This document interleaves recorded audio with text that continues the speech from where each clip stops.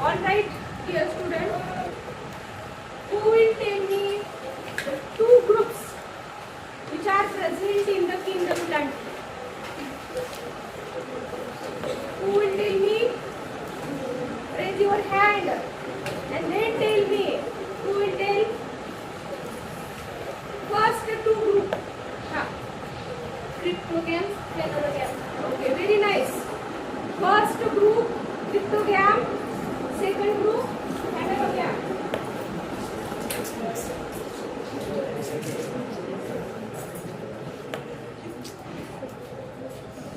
And that two group further divided into division. That means kingdom planting divided into 5 division. And the two groups divided into 5 division. But first group cryptogamy divided into 3 division, and the second group phanerogam divided into 2 group. Who will tell me the first group cryptogamy divided into 3 division? All of you say.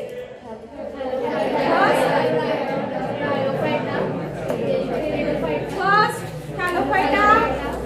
Say loudly. All of you first. Second. Third. Okay. Then the phanerogamy divided into 2 groups, 2 division. First division gymnospermy, and the second one is angiospermy. Okay. So in the kingdom planting there are 5 division. First second third fourth fifth angiosperm. Okay. And the Thallophyta is the first division of the kingdom planting, and the Thallophyta are aquatic. Okay, Thallophyta चे group जे आहेत, Thallophyta are, who will tell me the Thallophyta is commonly called as? Thallophyta is commonly called as. Thallophyta लाच आपण काय म्हणतो? बरोबर आहे, काय म्हणतो आपण? कॉन्फिडन्स पाहिजे तुम्हाला. काय म्हणतो आपण Thallophyta ला?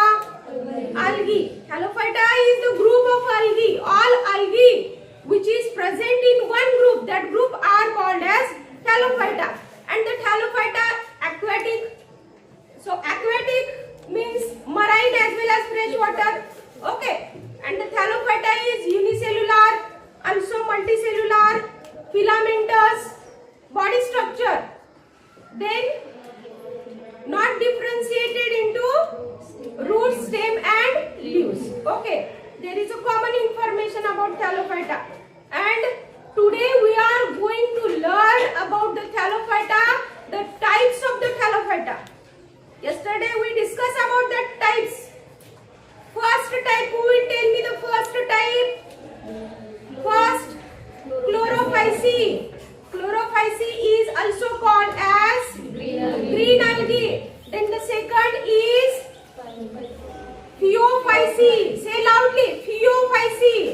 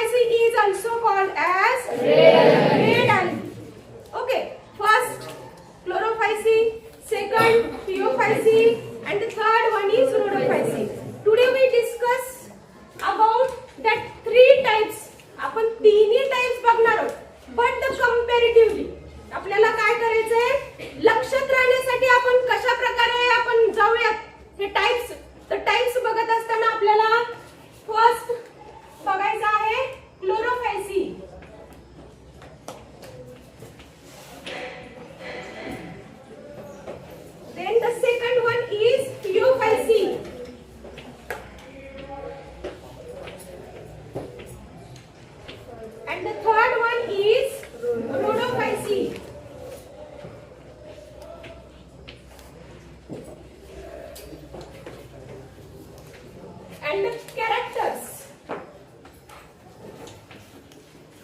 Characteristics आपल्याला कॉमन बघायचं आहे and कॉमन बघत असताना आपल्याला त्याचे काही कॅरेक्टर बघायचे आहेत आणि ते प्रत्येकाचे कॅरेक्टर कशा प्रकारचे आहेत हे आपल्याला बघायचं आहे. त्याच्यामध्ये first we see about the characteristic.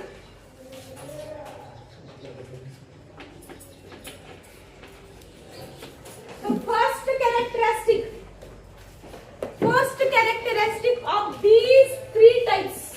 First chlorophycy, second theophycy, third rhodophycy. And the first characteristic is commonly called as. Common आपण त्याला काय म्हणतो? Commonly called as. काय म्हणतो सांगा बरं? क्लोरोफायसीला आपण कॉमनली काय म्हणतो? Green algae.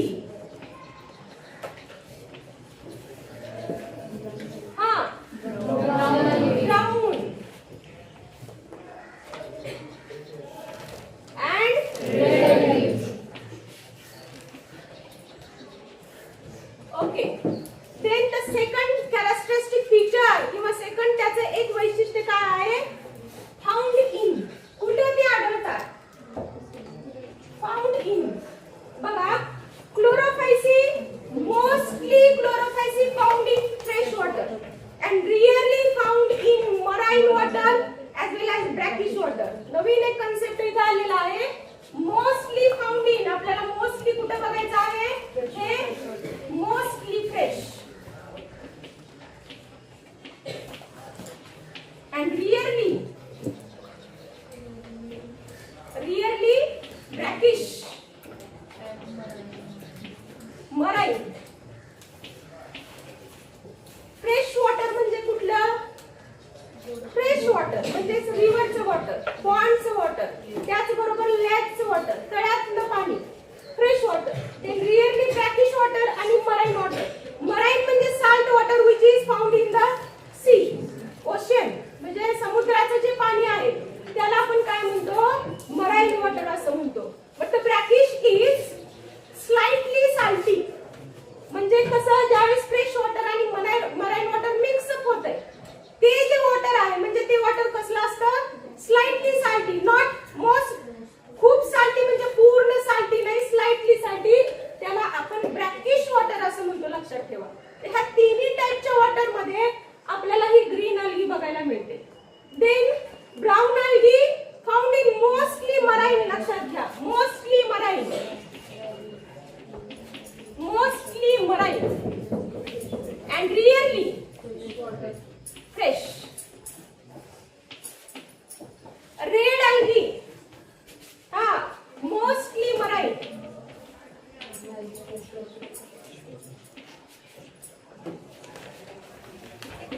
Mostly marine and rarely fresh. ठीक आहे. ऍज वेल ॲज फ्रेश म्हणजे रिअरली फ्रेश. लक्षात घ्या. रेड अल्गी शक्यतो जास्ती मोस्टली आपल्याला मराईन वॉटर मध्ये पाहायला मिळते. हे झालं सेकंड कॅरेक्टर. बघा first character commonly called as green algae, brown algae, red algae. Then the founding. Then the second character plant body. मग ह्यांची प्लांट बॉडी कशी असते? ते कसे दिसतात? युनिसेल्युलर. ग्रीन अल्गी आपल्याला युनिसेल्युलर पण आढळते. युनिसेल्युलर त्याचबरोबर कॉलोनियल पण आढळते. त्याचबरोबर filamentous. Filamentous that means multicellular. बघा unicellular as well as colonial and multicellular many सेलची. ठीक आहे. अशा प्रकारे filamentous means thread like structure म्हणजे काहीतरी उभी इरेक्ट असल्या प्रकारचं थ्रेड लाइक स्ट्रक्चर आपल्याला दिसतंय. मोस्टली एक्झाम्पल आपल्याला दिलेले आहेत. कुठले एक्झाम्पल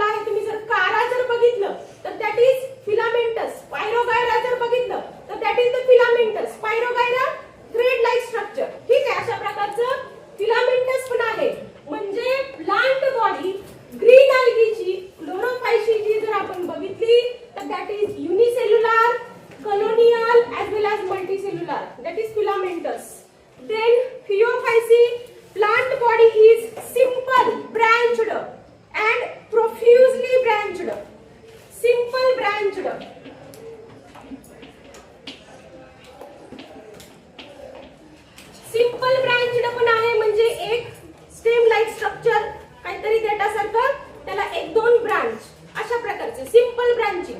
आणि त्यातलं एक्झाम्पल आपल्याला दिलेलं आहे एक्टोकार्पस. एक्टोकार्पस अँड प्रोफ्युजली ब्रांच्ड म्हणजे खूप ब्रांचिंग दिलेलं आहे. तिथे एक्झाम्पल तुम्हाला आहेत पुस्तकामध्ये दिलेलं, त्याच्यामध्ये तुम्ही बघू शकता. Profusely branched that means Petalonia. Profusely branched, profusely branched.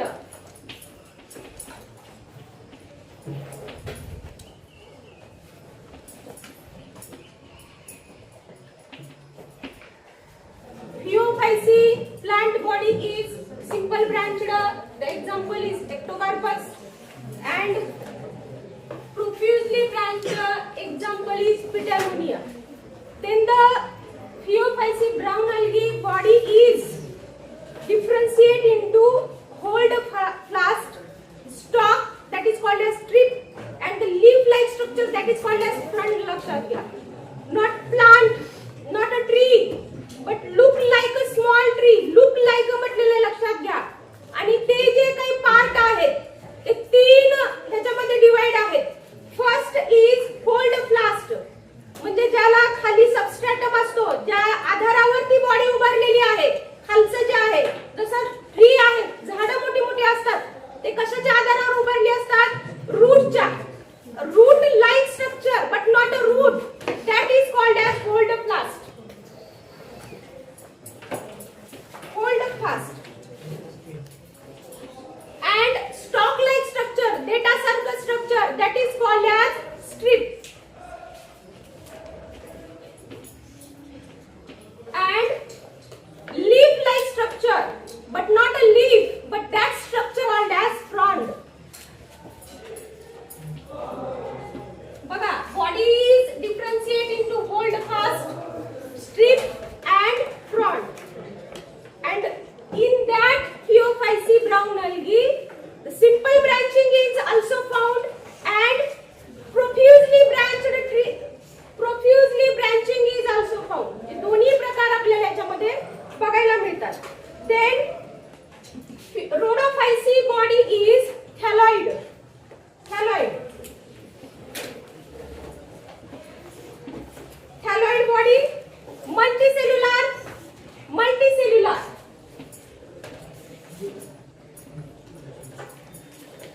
But multicellular, but not a tree, not a differentiate into organ, root, stem and leaves, but the body is thalloid. बघा thallus म्हणजे काय लक्षात घ्या. thallus हा word इथून पुढे आपल्याला येणार आहे. thallus, thallus म्हणजे काय? not a tree like structure, not a differentiate into root, stem and leaves. म्हणजे त्याला काय म्हणायचं? थॅलस असं म्हणायचं. There is not differentiate into root, stem and leaves. ठीक आहे, अशा प्रकारची जी बॉडी असते that body are called as thalloid. तर प्लांट बॉडी क्लोरोफायसीची युनिसेल्युलर, कॉलोनियल, फिलामेंटस. फिओफायसीची simple branched, profusely branched. Rhodophyceae thalloid that is multicellular. ठीक आहे. Tree like structure but not differentiate into root, stem and leaves. एवढे लक्षात ठेवा. Then the most important concept of these three types of thallophyta, that is the photosynthetic pigments. Photosynthetic pigments.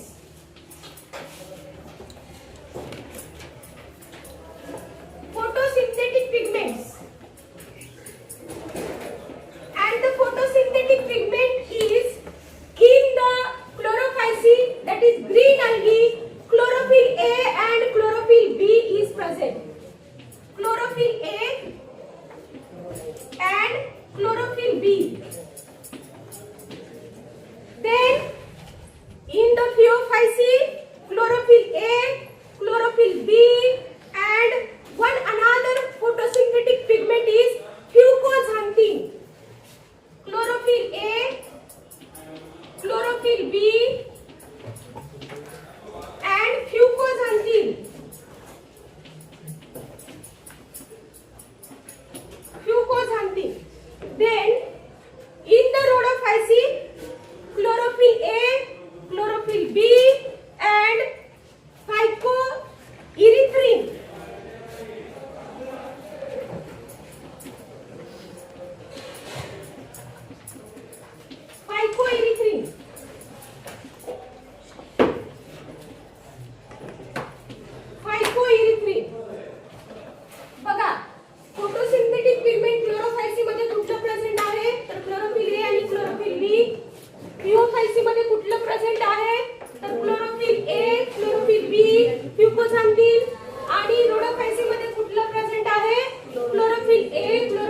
and phycoerythrin.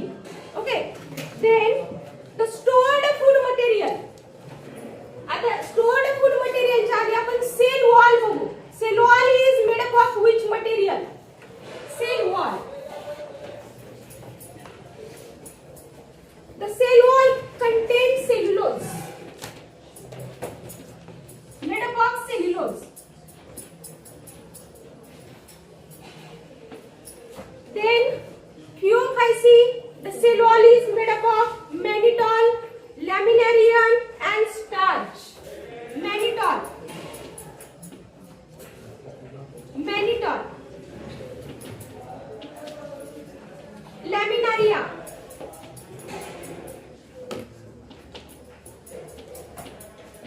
And starch. Then in the Rhodophyce, the cell wall is made up of cellulose. एक mistake झालेली आहे. ठीक आहे. Cell wall आपण कशाची बघितली? Cell wall is made up of cellulose, green algae ची, that is chlorophyce. Then the cell wall of Phaeophyce, which is made up of cellulose, fucans, algin. ठीक है, या तीन घटकांनी cellulose, fucans and algin, and the cell wall of Rhodophyce, which is made up of cellulose,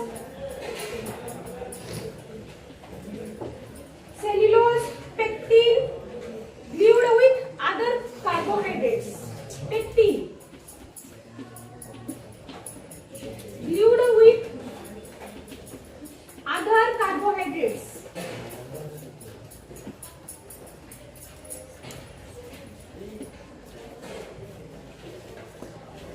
Cell wall contains cellulose in the green algae, contains cellulose, fucans, algins in the Phaeophyce, which is brown algae. Cell wall contains cellulose, pectin and glued with other carbohydrates. म्हणजे Rhodophyceची cell wall कशाने बनलेली असते किंवा काय present असतं? Cellulose present असतं, pectin present असतं. Then the stored food material. Stored food.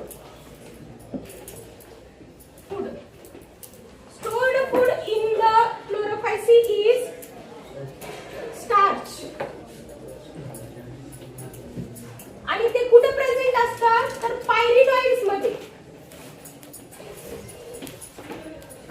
पायरिनॉइड्स बघा, स्पायरोगायरा जर बघितलं, डायग्राम जर तुम्ही बघितली तर त्याच्या स्पायरोगायराच्या क्लोरोप्लास्ट रिबन लाइक जे स्ट्रक्चर असतं किंवा त्याचं जे हेलिकल स्ट्रक्चर आहे त्याच्यावर छोटे छोटे छोटे छोटे पायरिनॉइड्स प्रेझेंट असतात. तुम्ही डायग्राम जर बघितली तर त्याच्यामध्ये पायरिनॉइड्स दिले आहेत. पायरिनॉइड्स is present on the chloroplast आणि ते पायरिनॉइड्स मध्ये काय प्रेझेंट असतं? स्टार्च प्रेझेंट असतं. हे सर्व फूड मटेरियल्स. ठीक आहे. Then in the Phaeophyce, mannitol, laminaria and starch. Mannitol,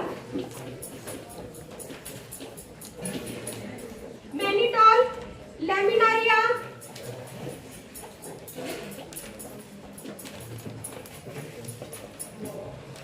then in Rhodophyce, fluoridine starch.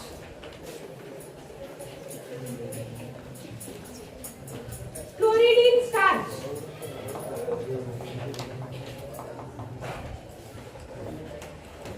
बघा, ह्या आतापर्यंत आपण एवढे जे मुद्दे बघितलेले आहेत. पहिला आपण बघितले कॉमनली कॉल्ड ॲज, दुसरं found king,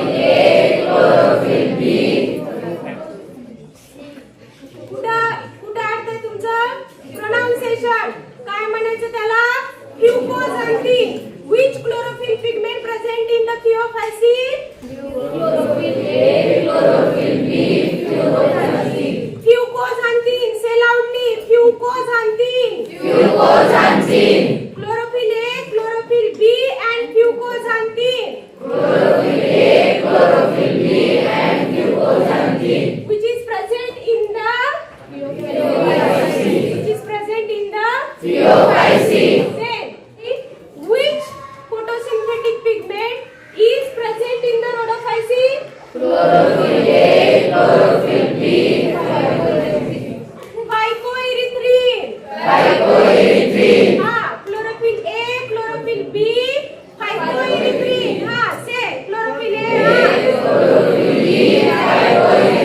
which is present in the chlorophyll. Okay, very nice. Then stored food material. Stored food material. Which stored food material is present in the chlorophyll? Starch. Starch which is present in the pyrenoids. Pyrenoids लक्षात ठेवा.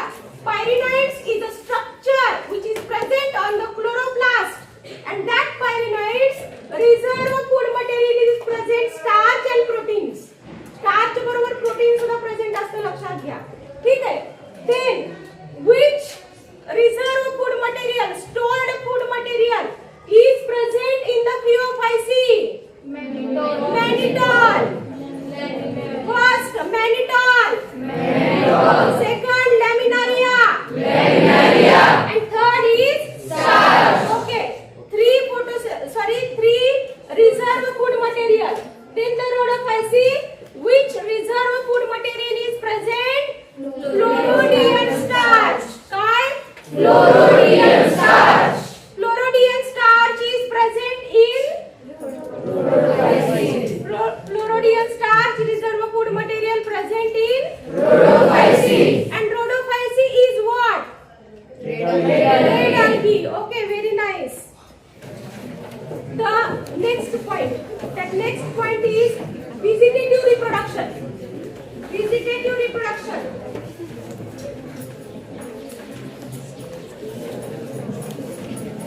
Reproduction. All three types of reproduction takes place in the Thallophyta. That is vegetative reproduction, asexual reproduction, and sexual reproduction. And the vegetative reproduction takes place by means of fragmentation. Fragmentation.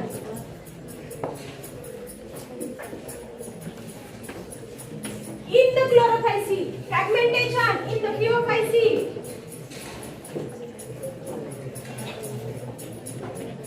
And also fragmentation.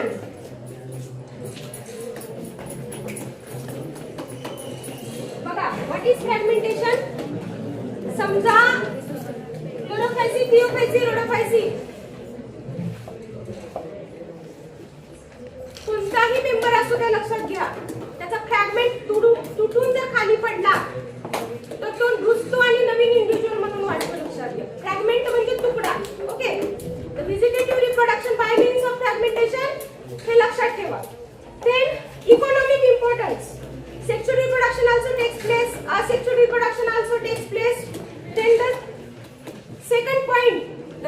Then the next point is economic importance. Economic importance. Economic importance. बघा, chlorophyce, pheophyce, rhodophyce. The economic importance is it is used as a food material. आपण त्याला अन्न म्हणून use करतो लक्षात घ्या. अल्गीला human being एवढा प्रगत झालेला आहे की ते रिसर्च करून कुठल्या अल्गी मधून आपल्याला कुठला सोर्स कंटेन काय मिळतंय हे रिसर्च करून अल्गी सुद्धा आपण खाण्यासाठी वापरतोय. Algae is used as a food. There is a large food source. ठीक आहे. मग त्याच्यामध्ये इकॉनॉमिक इम्पॉर्टन्स मध्ये first is it is used as a food. Used as food. Used as a food म्हटलेलं आहे. त्याचबरोबर आपण अन्न म्हणून तर खातोच, पण इट इज स्पेस ट्रॅव्हलर. ज्यावेळेस अवकाशात आपण जातो त्याला काय म्हटलेलं आहे? Space traveller. Space travellers. आणि स्पेस ट्रॅव्हलर्स म्हणजे काय लक्षात घ्या. ज्यावेळेस अवकाशात आपण जातो तिथे आपण ह्या अल्गीचा खाण्यासाठी वापर करतो. कारण अल्गी दिसायला खूप मोठी आहे का? खूप मोठा आपण स्पिनॅच किंवा पोटॅटो किंवा आपण एखाद्या ट्रीचं फ्रूट वगैरे बघितलं तर ते लार्ज असते लक्षात घ्या. अल्गी ही काय आहे? Very small. खूप छोटं आहे. युनिसेल्युलर तर आहेच. मल्टीसेल्युलर जरी असलं तरी त्याचं बॉडी स्ट्रक्चर कसं असतं? व्हेरी स्मॉल असतं. आणि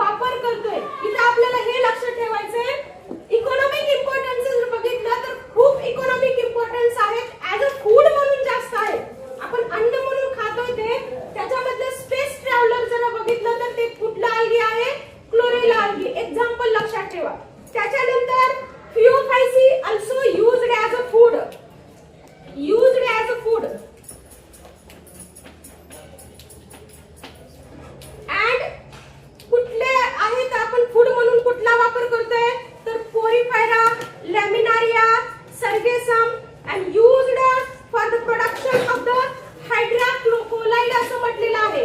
एक्झाम्पल आपल्याला लक्षात ठेवायचे तर फूड म्हणून आपण कुठला यूज करतोय? पोरफायरा, लॅमिनारिया. आणि दुसरे एक्झाम्पल कुठलं बघितलं आपण? सर्गेसम. त्या सर्गेसम विषयी आपण ज्यावेळेस इंट्रोडक्शन मध्ये थॅलोफायटाच्या माहिती बघितली. Sargassum is a large algae, long, सगळ्यात लांब अल्गी आहे. त्याचबरोबर ह्या थिओफायसीला हायड्रोकोलाइड्स असं म्हटलेलं आहे. हायड्रोकोलाइड्स.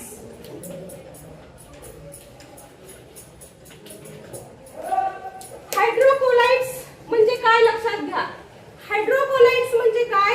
सॉलिडिफाइंग एजंट म्हणून आपण त्याचा वापर करू शकतोय. हायड्रोकोलाइड्सचा कसला म्हणून वापर करू शकतोय? हायड्रोकोलाइड्स म्हणजे जेली लाइक स्ट्रक्चर. ते कशामध्ये आपण यूज करतोय? हायड्रोकोलाइड्सचा सॉलिडिफाइंग एजंट म्हणून वापर करू शकतो. Then Rhodophyceae, it is also used as a food. रोडोफायसीचा सुद्धा फूड म्हणून वापर करतो. त्याच्यामध्ये फूड म्हणून बघा, त्याचबरोबर फूड म्हणून त्याचबरोबर अगार, अगार आपण ह्या रोडोफायसी पासून काय मिळवू शकतोय? तर अगार, अगार. आणि हे अगार अगार काय आहे लक्षात घ्या. It is also jelly like substance. हे अगार अगार काय आहे? जेली बघा तुम्हाला, not a liquid, not a solid, in between jelly like substance. आणि it is used in a tissue culture medium. हे अगार अगार जे आहे काही आपल्याला वाढवायचंय, न्यूट्रिशनल कंटेंट याच्यामध्ये प्रेझेंट असतात अगार अगार मध्ये. आणि ते अगार अगार तयार करण्यासाठी रोडोफायसीचा वापर केला जातो, रेड अल्गीचा वापर केला जातो. which agar is used in the tissue culture technique. Tissue culture नाव ऐकले तुम्ही? What is tissue culture?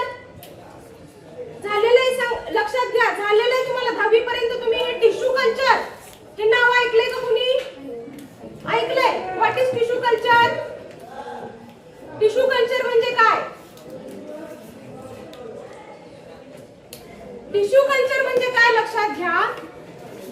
ह्या प्लांटच्या प्रत्येक सेल मध्ये इतकी कॅपेबिलिटी आहे, इतकी क्षमता आहे की ती प्रत्येक सेल नवीन प्लांट तयार करू शकते. लक्षात घ्या.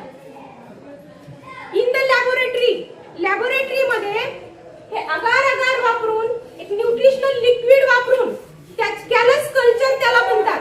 त्याच्यामध्ये आपण प्लांटचा कुठलाही तुकडा, तो स्टेमचा तुकडा असू दे छोटासा, तो लीफचा तुकडा असू दे छोटासा, आपण त्या कॅलस कल्चर मध्ये जर टाकला तर त्या छोट्याशा तुकड्यापासून एक खूप सारे प्लांट तयार होतात. छोटे छोटे छोटे प्लांट तयार होतात.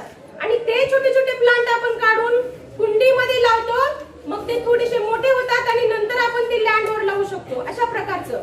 तसं आपल्याला एखादं झाड लावायचं म्हटलं तर आपल्याला काय त्याचं लावावं लागतं? बी, किंवा त्याचं काय लावावं लागतं? स्टेम. स्टेम तर आता रोजचा आपण जर स्टेम लावलं, हिबिस्कसचं जर आपण स्टेम लावलं तर किती घ्यावं लागतं आपल्याला? साधारणतः कांडी एवढी घ्यावी लागते. आणि ते कसं घ्यावं लागतं? त्याच्यावर डोळे असलेलं, म्हणजे बर्ड असलेलं. लक्षात घ्या. डोळ्यालाच बायोलॉजिकल त्याच्यामध्ये काय म्हणतो आपण? बर्ड म्हणतो. त्याच्यावर 1, 2, 3, 4 अशा बर्ड असावे लागतात. आणि ते बर्ड, ते स्टेम घेऊन आपण काय करतो?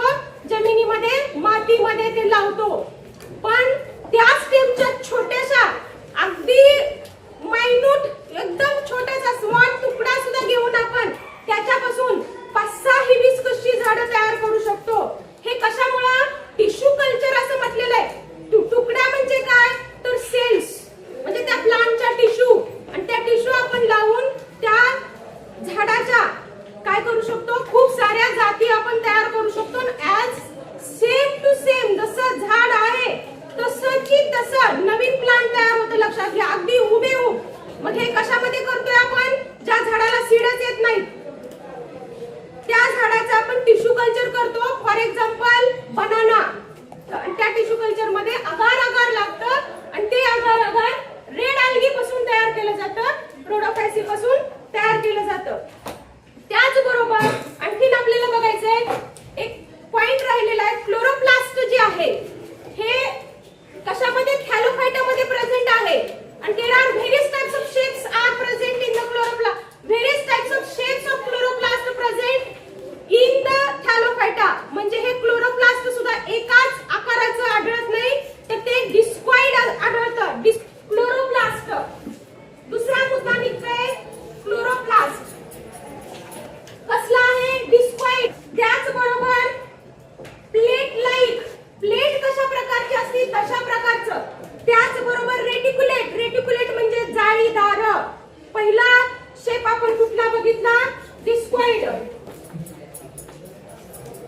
डिस्कॉइड. दुसरा प्लेट लाईक.